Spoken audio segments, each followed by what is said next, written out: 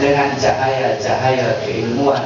Hadirin sekalian, nikmat ini pada malam yang mulia ini adalah ini adalah nikmat yang begitu besar yang Allah Subhanahu wa taala berikan kepada kita.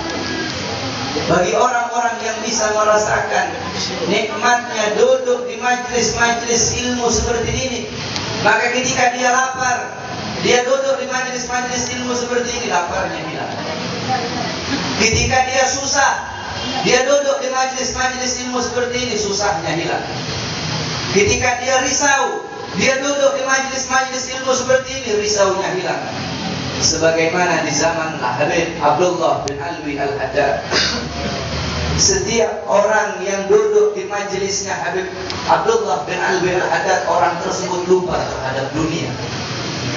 Setiap orang yang duduk di majlisnya Habib Abdullah bin Alwi Al-Haddad, orang tersebut yang duduk di majlis beliau lupa terhadap dunia. Mereka fana, mereka lupa terhadap dunia, lupa anak istrinya, lupa hartanya. Karena begitu mereka merasakan kenikmatan duduk di taman-taman surga. Karena mereka begitu merasakan nikmatnya duduk di majlis-majlis ilmu yang telah diwariskan oleh para nabi, yang telah diwariskan oleh para rasul, duduk di majlis-majlis ilmu. Jadi ini adalah kenikmatan yang begitu besar yang Allah Subhanahu wa taala berikan kepada kita. Hadirin sekalian yang dimuliakan oleh Allah Subhanahu wa taala, Allah masih memilih kita sebagai hamba-hamba yang selalu gemar untuk menuntut ilmunya Allah Subhanahu wa taala. Kenapa? Hadirin sekalian, jamaah sekalian yang dimuliakan oleh Allah, dunia Allah ciptakan untuk para penuntut ilmu. Dunia Allah ciptakan untuk orang-orang yang taat. Dunia Allah ciptakan untuk orang-orang yang suka beribadah. Dunia Allah ciptakan untuk orang-orang yang suka berzikir. Qala Rasulullah, ad-dunya mal'un wa ma fiha illa zikrullah wa ma siwa, illa zikrullah wa ma siwa, illa zikrullah wa ma wala wa aliman aw muta'allim. Kata Rasulullah, dunia ini mal'un, dunia ini terkutuk, dunia ini terlaknat, wa ma fiha, dan hal-hal yang ada di dalamnya terkutuk, hal-hal yang ada di dalamnya terlaknat, hina, illa zikrullah, kecuali orang-orang yang suka mengingat Allah, orang-orang yang berzikir kepada Allah, orang-orang yang taat kepada Allah, orang-orang yang bertakwa kepada Allah, orang-orang yang tidak pernah lalai kepada Allah, orang-orang yang selalu mengingat Allah, orang-orang yang membasahi lidahnya dengan menyebut nama Allah, orang-orang yang suka melangkahkan kakinya ke majlis-majlis Allah, wa ma siwa, dan hal-hal yang disukai oleh Allah, hal-hal yang dicintai oleh Allah, hal-hal yang disenangi oleh Allah Subhanahu wa taala. Awaliman, dan orang-orang yang berilmu, para guru-guru yang mengerti ilmu agama, au muta'alliman, atau para penuntut ilmu. Cuma mereka golongan-golongan yang mulia yang hidup di muka bumi Allah Subhanahu wa taala. Selain daripada itu, walaupun pangkatnya tinggi sampai di langit, walaupun presiden, walaupun jenderal yang mulia di mata manusia, tetapi jikalau tidak taat kepada Allah, tidak suka berzikir, tidak punya ilmu, tidak mau nuntut ilmu, mereka bukanlah golongan orang-orang yang mulia di muka bumi Allah Subhanahu wa taala. Walaupun mereka mulia di mata manusia, tetapi mereka hina di mata Allah, mereka hina di mata para penghuni-penghuni langitnya Allah Subhanahu wa taala. Oleh karena itu, jangan pernah kita bosan untuk melangkahkan kaki kita ke majlis-majlis ilmu, ke majlis-majlis zikir, ke majlis-majlis yang dimana kita duduk di situ dapat menghidupkan hati kita dengan cahaya-cahaya Allah, sebagaimana Allah menghidupkan bumi yang mati dengan air hujan. Andaikan hati kita mati, apa air hujannya yang dapat menghidupkan? Ilmu, zikir. Ini adalah ibarat air hujan yang bisa menghidupkan hati kita yang mati untuk kembali kepada Allah Subhanahu wa taala. Hadirin sekalian yang dimuliakan oleh Allah Subhanahu wa taala, pada pertemuan kali ini kami akan membahas tentang khauf, yaitu tentang rasa takut kepada Allah Subhanahu wa taala. Karena bagi orang-orang yang beriman kepada Allah Subhanahu wa taala, bagi orang, tolong kepada adik-adik perempuan, tolong yang ada yang ribut. Karena bagi orang-orang yang beriman kepada Allah, bapak-bapak sekalian, bagi orang-orang yang beriman kepada Allah, bagi orang-orang yang percaya kepada Allah, bagi orang-orang yang meyakini akan adanya Allah Subhanahu wa taala, maka pasti dalam hati mereka akan ada rasa takut kepada Allah Subhanahu wa taala. Pasti akan ada rasa khauf. Mereka akan merasa takut kepada Allah Subhanahu wa taala, dan mereka tidak akan takut kepada selain daripada Allah Subhanahu wa taala. Ini adalah ciri-ciri orang yang sempurna keimanannya kepada Allah Subhanahu wa taala. Apa? Yaitu memiliki rasa takut kepada Allah Subhanahu wa taala. Hatinya diliputi dengan rasa takut kepada Allah Subhanahu wa taala. Sehingga apa? Sehingga khauf, sehingga rasa takut ini yang ada dalam hati kita, rasa takut kepada Allah Subhanahu wa taala, ini yang akan menjadikan diri kita sebagai orang-orang yang berhati-hati dalam bertindak, berhati-hati dalam makan, gak mau makan makanan yang subhat, gak mau menyentuh hal-hal yang dimakruhkan, apalagi hal-hal yang diharamkan oleh Allah Subhanahu wa taala. Kenapa? Takut kepada Allah Subhanahu wa taala. Takut merampas hak yang bukan miliknya. Kenapa dia takut? Karena takut kepada Allah Subhanahu wa taala. Hadirin sekalian yang dimuliakan oleh Allah Subhanahu wa taala, jangankan kita manusia biasa, jangankan kita manusia yang berhubungan dengan dosa, para nabi, para rasul, orang-orang yang mulia, para nabi, para rasul yang telah diberi jaminan surga oleh Allah, mereka adalah orang-orang yang paling takut kepada Allah Subhanahu wa taala. Nah, jikalau para nabi dan para rasul saja begitu takut kepada Allah, padahal mereka orang-orang yang dicintai, padahal mereka orang-orang yang pasti masuk surga, tetapi mereka begitu takut kepada Allah. Nah, kita siapa kok nggak punya rasa takut kepada Allah Subhanahu wa taala? Kita siapa kok nggak punya rasa takut kepada Allah Subhanahu wa taala?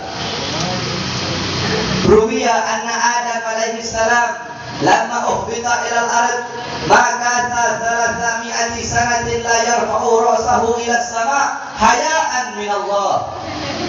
Diriwayatkan bahwasanya Nabi Adam alaihi salam ketika Allah turunkan di bumi, Allah turunkan di India, Siti Hawa Allah turunkan di Jeddah, Iblis Allah turunkan di Basra. Selama 300 tahun Nabi Adam tidak berani mengangkat kepalanya ke atas. Kenapa? Karena malu kepada Allah Subhanahu wa taala. Kenapa? Karena takut kepada Allah Subhanahu wa taala. Selama 300 tahun Nabi Adam alaihissalam tidak mengangkat kepalanya ke atas. Kenapa? Karena sangat-sangat takut kepada Allah Subhanahu wa taala. Nabi Adam, hadirin sekalian, jamaah sekalian, bapaknya manusia, Nabi yang wujudnya pertama kali diciptakan oleh Allah, tetapi beliau begitu takut kepada Allah Subhanahu wa taala. Nah, kita siapa kalau nggak punya rasa takut kepada Allah Subhanahu wa taala? Nabi Muhammad sallallahu alaihi wasallam, Sayyidul Anbiya, Khatamul Anbiya, Khairul Wafa, wa Bahrus Safa, Khairu Khalqillah. Nabi Muhammad sallallahu alaihi wasallam, khairu khalqillah, sebaik-baiknya makhluk ciptaan yang pernah diciptakan oleh Allah. Nabi Muhammad pemimpin para rasul, penutup para nabi. Bagaimana rasa takutnya Nabi Muhammad kepada Allah? Nabi Muhammad pernah suatu malam Nabi Muhammad sholat. Ketika Nabi Muhammad sedang sholat, beliau menangis bagaikan anak kecil. Beliau menangis bagaikan anak kecil. Beliau menangis seperti seorang ibu yang kehilangan anaknya. Menangis. Akhirnya datang Sayyidatuna Aisyah radhiyallahu anha. Ditanya sama Sayyidatuna Aisyah, "Wahai suamiku, kenapa kau menangis? Apa yang kau sedihkan? Apa yang kau tangiskan? Bukankah ibadahmu begitu luar biasa kepada Allah Subhanahu wa taala? Engkau sholat sampai kakimu bengkak. Engkau sholat sampai kakimu keluar nanah, tapi kenapa kau masih menangis?" Apa kata Nabi Muhammad SAW? Ibadahku belum cukup kepada Allah. Aku takut kepada Allah Subhanahu wa taala. ibadahku belum cukup. Nabi Muhammad yang sholat sampai kakinya bengkak, Nabi Muhammad yang sholat sampai kakinya keluar nanah, Nabi Muhammad yang sholat sampai kakinya keluar darah. Beliau merasa ibadahnya belum cukup karena beliau begitu takut kepada Allah. Nah, kita yang sholatnya bolong-bolong, yang ibadahnya nggak beres, kenapa kita begitu berani kepada Allah Subhanahu wa Ta'ala? Beliau-beliau, para nabi, para rasul, orang-orang yang begitu takut kepada Allah, orang-orang yang selalu mengharapkan rahmat Allah, selalu mengharapkan ridha Allah.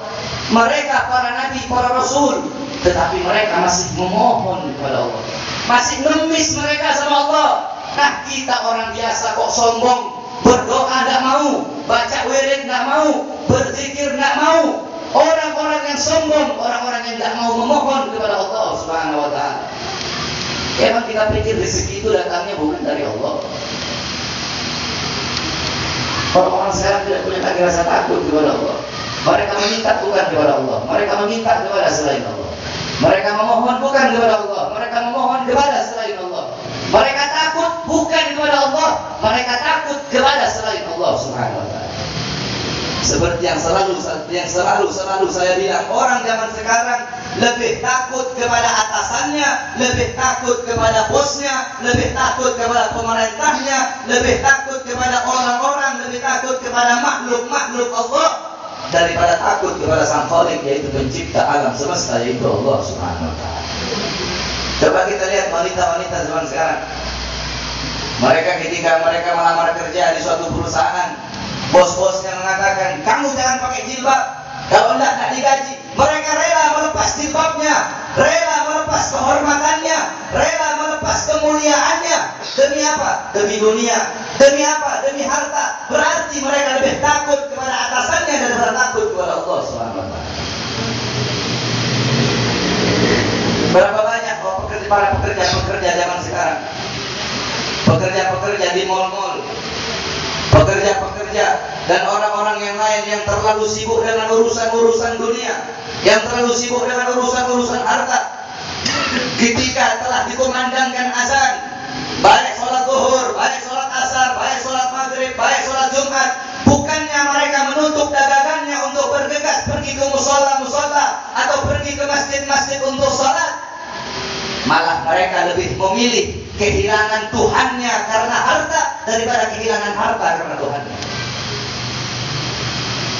Tidakkah kita malu kepada Allah? Tidakkah kita malu kepada Zat yang Maha melihat? Tidakkah kita malu kepada Zat yang Maha mendengar? Tidakkah kita malu kepada Zat yang Maha tahu? Sekecil apapun perbuatan yang kita lakukan, semua dicatat, semua ada dalam catatan Allah. Semua bakal diminta dipertanggungjawaban oleh Allah Subhanahu wa Ta'ala. Orang-orang zaman sekarang lebih terlalu cinta kepada dunia, terlalu cinta kepada harta, terlalu cinta kepada pangkat. Bukannya gila karena Allah, gila. Karena apa gilanya?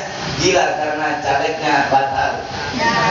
Stres karena nggak bisa apa, karena calegnya nggak lolos, nggak masuk DPR, stres. Kehilangan banyak harta, kehilangan banyak uang. Dia gila bukan karena Allah, malah gila karena hal-hal dunia. Gila karena hal-hal yang fana, gila kepada hal-hal yang akan hilang, gila kepada hal-hal yang akan binasa, gila kepada hal-hal yang akan musnah, gila kepada hal-hal yang semua akan hancur dan akan diambil oleh Allah Subhanahu wa Ta'ala. Itu hal yang dia gilakan. Dan bahkan bukan cuma itu, hadirin sekalian yang dimuliakan oleh Allah, orang-orang zaman sekarang yang mereka kagumi bukan Nabi Muhammad. Orang-orang umat Nabi Muhammad zaman sekarang yang mereka kagumi bukan Nabi Muhammad, yang mereka idolakan bukan Nabi Muhammad. Anak-anak muda zaman sekarang jarang yang mengidolakan Nabi, jarang yang kagum kepada Nabi. Yang mereka idolakan, yang mereka kagumi, yang mereka teladani para artis-artis di TV. Yang mereka ikuti, yang mereka teladani para orang-orang kafir yang mereka kagumi. Hadirin sekalian yang dimuliakan oleh Allah, hadirin sekalian, mereka orang-orang kafir, orang-orang yang di luar Islam, mereka kagum kepada Islam, mereka kagum kepada Al-Quran, mereka kagum kepada Nabi Muhammad. Nah, kita kok yang orang muslimnya malah kagum kepada mereka. Sedangkan mereka kagum kepada Islam, mereka kagum kepada Al-Quran. Sampai-sampai mereka bikin buku 100 tokoh dunia. Urutan pertama Nabi Muhammad SAW. Tidak ada manusia sepanjang zaman yang paling sukses, yang bisa merubah dunia. Urutan pertama adalah Nabi Muhammad. Ini bukti kekaguman mereka kepada Nabi Muhammad. Nah, kita kok malah kagum kepada mereka, sedangkan mereka saja kagum kepada Nabi kita Muhammad SAW. Ini umat zaman sekarang. Ini umat zaman sekarang tidak punya rasa takut kepada Allah SWT. Makanya jangan heran kenapa orang zaman sekarang giliran sholat dia sholat, habis sholat dia maksiat, habis sholat dia main judi, habis sholat dia mabuk, habis sholat giliran sholat Jumat dia sholat Jumat, giliran zina dia zina. Kenapa? Karena sholatnya tidak ada khauf. Dalam sholatnya tidak ada khauf, tidak ada khudur. Dalam sholatnya tidak ada rasa takut kepada Allah. Sholatnya ikut-ikutan, sujudnya nggak benar, rukuknya nggak benar, iktidalnya nggak benar, kencingnya nggak benar. Kenapa? Karena nggak mau duduk di majelis-majelis ini. Karena nggak mau duduk di majelis-majelis fikih. Hadirin sekalian, kata Rasul, banyak orang nanti di neraka itu banyak yang masuk neraka karena kencingnya. Kenapa? Karena kencingnya nggak benar. Sehingga apa? Sehingga bersucinya nggak benar. Bersucinya nggak benar, wudhunya nggak sah, wudhunya nggak sah, sholatnya nggak sah. Kenapa? Karena umat zaman sekarang jauh dari ulama, jauh dari kiai, jauh dari para asatidz yang mereka dampakkan, yang mereka idolakan, orang-orang kafir, para artis-artis yang membuka aurat. Coba kita lihat tayangan-tayangan televisi zaman sekarang, tayangan-tayangan televisi, wala Trans TV, wala Trans 7, wala SCTI, wala SCTV dan yang lainnya. Bukannya memajukan anak bangsa, memundurkan anak bangsa, merusak anak bangsa itu.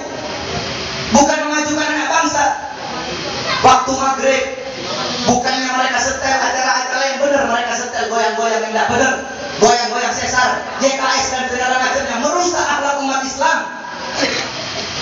Acara ini merusak anak-anak kecil kita, anak-anak muda kita, bukan dididik, bukan dijejeli dengan jejelan-jejelan agama, dengan akidah, dengan syariat, dengan tauhid, bukan, tetapi dengan ajaran-ajaran orang kafir, dengan ajaran-ajaran yang tak benar, sehingga anak-anak kita ketika mendengar azan mereka malah nonton TV seperti itu. Yang mereka idolakan si Olga, wala siapa, wala Cesar dan segala macam, orang-orang yang jauh dari Allah. Ajaran-ajaran seperti itu, tanpa kita sadari dalam rumah kita ada iblis. Hadirin sekalian yang dimuliakan oleh Allah Subhanahu wa taala. Keadaan umat zaman sekarang kenapa? Karena jauh dari ulama, jauh dari kiai, jauh dari para asatidz, jauh dari orang-orang saleh. Ketika ulama meninggal, tidak ada kedukaan dalam hati kita. Oh, ketika presiden luar negeri meninggal, si Mandela meninggal, SBY dan yang lain-lain memberikan, kami turut berduka cita atas meninggalnya Mandela, kami turut berduka cita atas meninggalnya Mandela, atas meninggalnya tokoh dunia ini, tokoh kafir ini. Di mana kalian saat ulama meninggal dunia? Adakah kita bersedih? Sedangkan Allah mencabut ilmu di dunia, bukan langsung, tapi Allah cabut satu persatu dengan kematian para ulama. Ketika ulama mulai sirna, ulama mulai meninggal dunia, kita tinggal tunggu datangnya hari kiamat. Jamaah sekalian yang dimuliakan oleh Allah Subhanahu. Kenapa hal ini semua bisa terjadi? Karena keimanan kita belum sempurna, keilmuan kita belum sempurna, dan kadang kita pun merasa sombong. Dengan hal-hal seperti itu kita bangga. Dengan hal-hal seperti itu kita bangga. Dengan hal-hal seperti itu, hal-hal buruk, bermaksiat, berbuat dosa, berbuat durhaka, kita bangga dengan hal-hal seperti itu. Kita berbuat dosa dalam keadaan tertawa-tawa kepada Allah, seakan Allah tidak melihat, seakan-akan kita pikir Allah itu buta. Kita berbuat dosa dalam keadaan tertawa. Ada juga yang berbuat maksiat dalam rame-rame mereka bermaksiat, rame-rame mereka berbuat dosa. Hadirin sekalian, tiap hari, tiap detik Allah berikan kita kehidupan, Allah berikan kita penuh, Allah berikan kita makan, Allah berikan kita rezeki. Tapi kita balas itu dengan perbuatan dosa kita. Kita balas itu dengan ingkar. Kita balas itu dengan perbuatan lalai.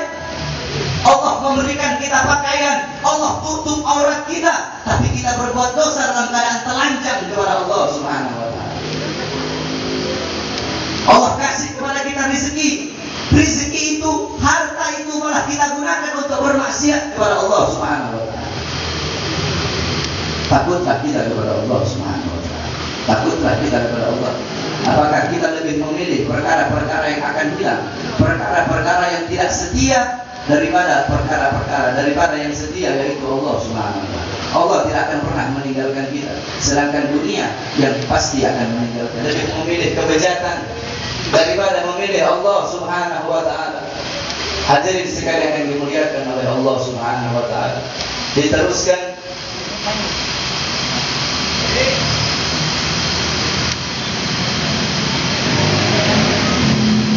وروي عن الإسماعيلي رحمه الله عنه راى علي بن الحسين رضي الله عنهما بكيا من شدة خوفه من الله تعالى فقال يا سيدي ما هذا البكاء وما هذا الجزاء وأنت من أهل البيت وقد قال الله تعالى إنما يريد الله ليذهب عنكم الرجس أهل البيت ويطهركم تطهيرا قال هيهات إن الله خلق الجنة لمن أطاعه ولو كان عابدا حبشيا وخلق النار لمن عصاه ولو كان ملكا قرشيا. Murid daripada Imam Ali Zainal Abidin, murid daripada Sayyidina Ali Zainal Abidin, beliau melihat gurunya Sayyidina Ali Zainal Abidin sedang menangis. Kemudian muridnya bertanya, "Ya Imam, wahai pemimpinku, wahai guruku, ma hadzal baka, tangisan apa ini? Kesedihan apa ini? Apa yang engkau tangiskan? Apa yang engkau sedihkan? Bukankah wa anta min ahlil baitir Rasul? Bukankah engkau dari anak cucunya Rasul? Engkau keluarganya Rasul. Allah berkata dalam Al-Quran, innama yuridullah liyudhiba ankum ar-rijsa ahlal bait wa yutahhirukum tathira. Allah hendak mensucikan diri kalian dengan sesuci-sucinya wahai ahlul bait, mengeluarkan kotoran dari diri kalian dan mensucikan kalian dengan sesuci-sucinya. Wa anta min ahlil bait Rasul, dan engkau ini bagian dari para ahlul bait, kata muridnya. Lantas apa yang engkau sedihkan? Apa yang engkau tangiskan? Mengapa kau masih menangis sedangkan engkau telah disucikan oleh Allah? Apa kata beliau? Apa kata Sayyidina Ali Zainal Abidin? Celakalah engkau berkata seperti itu. Celaka engkau berkata seperti itu. Sesungguhnya Allah, innallaha khalaqal jannah liman ata'ahu. Sesungguhnya Allah menciptakan surga untuk hamba-hamba yang taat kepadanya, walaupun hamba yang taat itu dari golongan budak-budak Habasyi. Dan sesungguhnya Allah menciptakan neraka bagi hamba-hamba yang bermaksiat, bagi hamba-hamba yang tidak takut kepada Allah, walaupun hamba yang bermaksiat tersebut, walaupun hamba yang tidak taat tersebut dari golongan pembesar Quraisy. Walaupun darahnya darah mulia, keturunan orang-orang soleh, keturunan orang-orang mulia, tetapi dia bermaksiat, dia berbuat dosa, dia durhaka, tidak mengikuti jalan kakek-kakeknya, tempatnya bukan di surga, di neraka jahanam Allah SWT. Sebaliknya, walaupun dia seorang budak, walaupun dia di mata manusia hina, tetapi jikalau dia soleh, dia taat kepada Allah, menghiasi hari-harinya dengan ibadah, walaupun dia seorang budak, walaupun dia orang yang susah, tempatnya di surganya Allah SWT. Di dunia dia tidak bermahkota, di surga dia akan bermahkota. Allah SWT berikan mahkota sebagai amal yang dilakukan ketika dia tinggal di muka bumi Allah SWT. Tidak, bagaimana takutnya Imam Ali Zainal Abidin.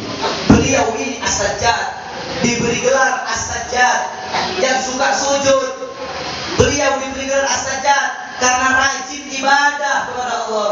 Nah, beliau yang begitu rajin ibadahnya, begitu takut kepada Allah. Nah, kita ini siapa? Ibadah masih belum benar, tapi gak punya rasa takut kepada Allah SWT. Pernah Sayyidina Ali Zainal Abidin ketika beliau sedang sholat. Ketika Sayyidina Ali Zainal Abidin sedang sholat, ibu-ibu, bapak-bapak, rumah beliau terbakar. Ketika rumah beliau terbakar, semua orang satu kampung mengatakan, wahai imam, keluarlah, keluarlah, kau punya rumah terbakar, keluar. Tetap beliau dalam posisi sholat. Sampai ketika beliau salam, Assalamualaikum warahmatullahi wabarakatuh, Assalamualaikum warahmatullahi wabarakatuh. Baru beliau sadar rumahnya sudah terbakar. Beliau tidak merasakan sedikit pun panasnya api pada waktu itu. Muridnya pun bertanya, wahai imam, tadi ketika engkau sedang sholat rumahmu terbakar, apakah engkau tidak merasakan begitu panasnya api saat rumahmu terbakar? Apa jawab beliau? Ketahuilah, ketika aku sedang sholat, aku sedang membayangkan panasnya api neraka Jahannam, sehingga aku tidak merasakan panasnya api hidupnya. Lihat bagaimana takutnya beliau kepada Allah, takutnya beliau kepada neraka. Rasulullah lam yanama tulal layali min khafin nari sa'ir. Nabi Muhammad jarang tidur, setiap malam beliau jarang tidur. Kenapa? Karena beliau selalu memikirkan, selalu mengkhawatirkan, takut kepada neraka sa'ir. Padahal beliau pasti masuk surga. Kenapa ini terjadi? Karena kedekatan beliau dengan Allah. Semakin dekat seseorang dengan sesuatu yang dicintai, semakin dekat kita dengan sesuatu yang kita cintai, maka semakin kita akan takut kehilangan sesuatu yang kita cintai tersebut. Semakin dekat kita dengan Allah, semakin dekat kita dengan Allah, maka semakin takut hati kita jika akan kehilangan Allah Subhanahu wa Ta'ala. Hadirin sekalian yang dimuliakan oleh Allah. Oleh karena itu mari selalu kita punya rasa takut kepada Allah. Duduk dengan orang-orang soleh, duduk dengan para ulama, duduk dengan orang-orang yang ahli ibadah. Jangan kita duduk dengan orang-orang yang suka bermaksiat. Jangan kita duduk dengan orang-orang yang durhaka. Jangan berteman dengan mereka, jangan bergaul dengan mereka. Hadirin, jikalau Allah saja mereka tinggalkan, bagaimana dengan kita? Jangan kalian berteman dengan orang-orang yang durhaka kepada Allah. Jikalau Allah saja bisa mereka tinggalkan, bagaimana dengan kalian? Tuhan saja mereka tinggalkan, apalagi kalian.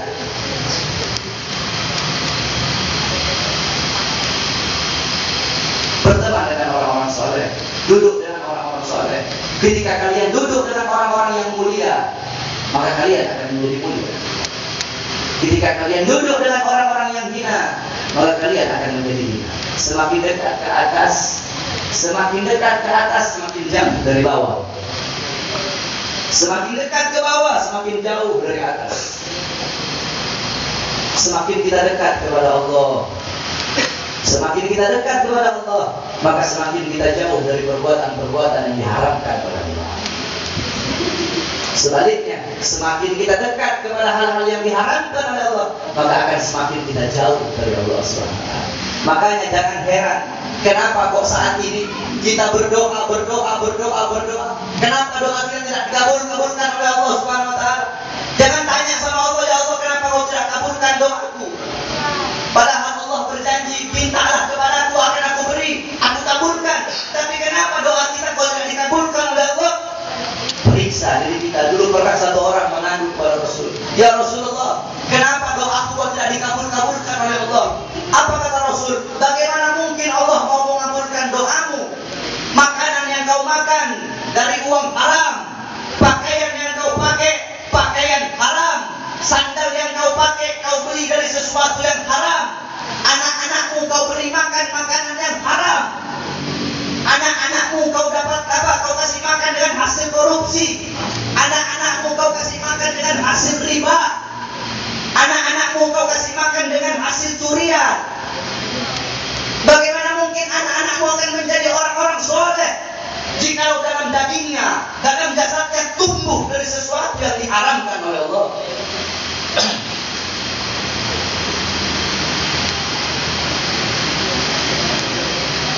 Anak-anak kita kasih makan barang haram, kita kasih makan dari uang riba, kita pun makan dari uang riba. makan dari uang korupsi, makan dari uang yang diharamkan, dari hal-hal yang didapatkan dari haram. Hadirin, haram itu ada dua. Ada haram li zatihi, ada haram li hukmi. Apa haram li zatihi? Haram li zatihi adalah haram karena zat. Contoh apa? Contoh daging babi itu haram karena zatnya memang zat haram. Daging anjing, zatnya zat haram. Minuman keras, khamr, zatnya zat haram. Dia bisa jadi halal idza takhallalat bi nafsiha, kalau dia berubah dengan sendirinya menjadi cuka, baru halal, baru zatnya jadi zat halal. Tapi ketika dia masih berupa khamr, maka zatnya zat haram, najis. Nah, ada haram li hukmi, ada haram karena hukum. Walaupun zatnya zat halal, tetapi hukumnya bisa menjadi haram. Contoh apa? Ini air. Ini air zatnya halal, tetapi bisa jadi ini hukum meminumnya menjadi haram. Kenapa? Jikalau kita mendapatkannya dari cara-cara yang diharamkan oleh Allah. Contoh, ini air didapatkan dari mencuri. Beli ini apa? Beli ini air dari hal-hal dari riba atau semacamnya, maka hukumnya pun menjadi haram. Apa yang mengharamkan? Hukumnya yang mengharamkan. Oleh karena itu kita tanya kepada diri kita, kenapa Allah kok belum menerima doa-doa kita? Kenapa? Karena kita masih makan hal-hal yang haram. Allah thayyib la yuqbal illa thayyib. Allah itu baik dan Allah tidak akan menerima kecuali sesuatu yang baik.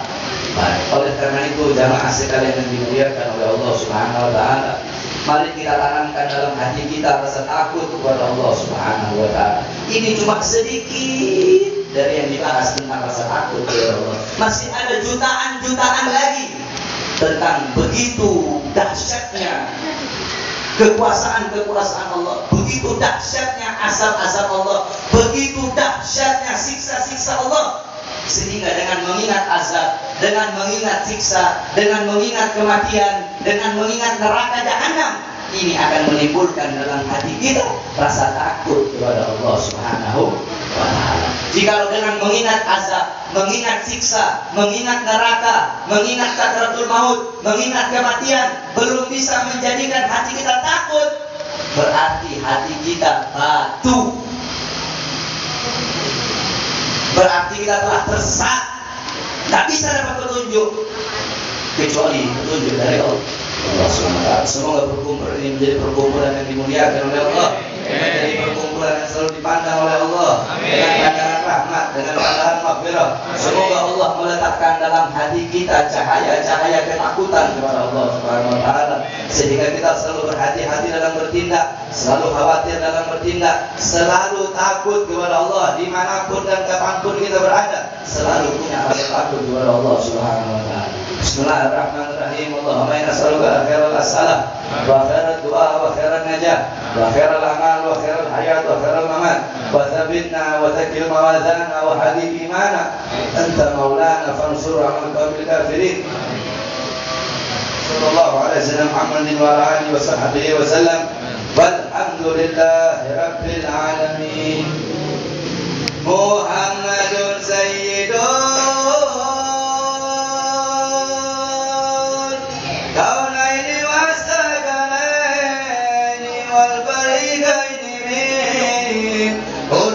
ومن أجمي محمد أشرف العرب والعجم محمد خير من يمشي على قدمي